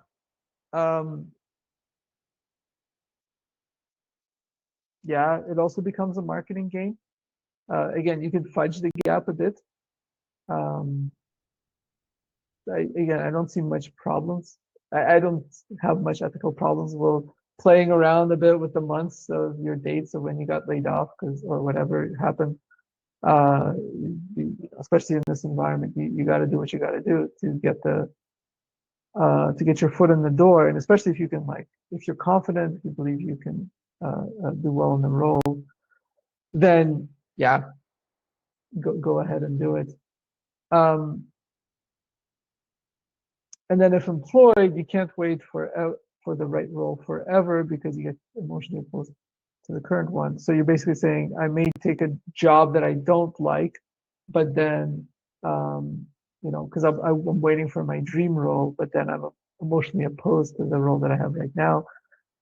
Yeah, that's again where the clarity comes in as to, like, okay, maybe if I can't get my dream role, but what is it about the current role that I really don't like? And then let's get at least, let me find a role that doesn't have that, or that meets my criteria in this specific area, right? Which really makes me not like the role. Like, for example, in my case, I would be willing to accept, like, I'd say, a worse role if the culture and the environment is great. Like maybe the career growth isn't there, maybe the money isn't there, but or maybe the product isn't that much fun, but if I genuinely enjoy coming to the office and working with the people that I'm with, I would compromise on those other aspects, right? And if I am in a role where, maybe it's great for my career, but it's a toxic environment and I don't like the people that I'm working with, maybe I'm a demanding manager, like for me, no amount of like career growth or salary or whatever would be worth that, right? So maybe then it's about getting very clear on what you don't like, what you want to change, and then looking just for that while compromising on some of the other aspects of your dream role. Mm-hmm. So in a sense, those moments of uncertainty are actually the opportunity to get certainty. So, I'm stuck in between two decisions. So what is the good and the bad of one decision, new possible role? What is the good and the bad of the current role? And then when you get clarity on those two, the doors start to literally open, right? Even just by knowing more what you don't want, again, your brain will start to focus and highlight on the environment the things you want more, because now you know what you don't want, so it discards and focus more on the ones you want. Yep. So a moment of a chance for clarity. So a moment of uncertainty is a moment of chance of clarity. Yeah, exactly. You can look at it, the term that I know, it's called contrast. So contrast tells you what you don't want. And then by knowing what you don't want, you have that contrast, you can find out what you do want, exactly, like Rafa said. All right, so thank you guys so much for sticking out with us for 2.5 hours. I believe the most valuable thing you can give someone is your time and attention. So thank you very much for your time and attention. We really appreciate it. Thank you for the questions, for your participation. It's been a pleasure from my side. I truly wish you all the best. I hope you could take something valuable away from this session and take it forward, even if it improves your journey by a bit. Maybe that's all you need. Maybe you just need that little 1-2% improvement to get you where you need to be. Exactly. Yes, in this day and age of everything is fast paced and videos have 30 seconds, in that 30 seconds 30 different frames of images and teasers and highlights. 2 hours and a half staying with us, talking about mainly one topic, which is how to find something better for our work lives. 30 different waves, exactly. Almost like Nazaré. I don't know if you heard about Nazaré waves, but yeah, 30-meter waves. So we had this crazy idea of giving this session, and we started advertising 1 week ago. We didn't even had a plan on what we were going to do, just like an idea of like, let's talk about finding the job we truly want in 2026. And things started taking shape, almost like finding a job. So we knew what we wanted. We wanted to be something to give back to the community, to be practical, insightful, and at the same time reflective and objective. That was the clarity that we had. And then the actual journey or the details of the session, they appeared as we went. Like 1 hour before the session, we were still discussing things that we wanted to do, still doing slides, but we had the clarity of what we wanted to attain. And this is the message for about this session. Get more clarity. That's the first step and the crucial step to take. After that, the other steps will get easier, because then it's just a reflection of your clarity. Your confidence will be able to be worked on. the job openings will start to appear, and the way you market yourself will also make more sense with this clarity that you gain. Thank you, everyone. Thank you, Alex, Thank you. especially. Thank you, Rafa. It's been a pleasure. Yes. Stay tuned for the next steps. Follow us on LinkedIn, or just send us a message if you want to have a chat. I have an open call link for you to book a 15, 20, 1 hour and a half if you want time for a chat. And don't be a stranger, okay? All right. Ciao, Have a ciao. nice evening.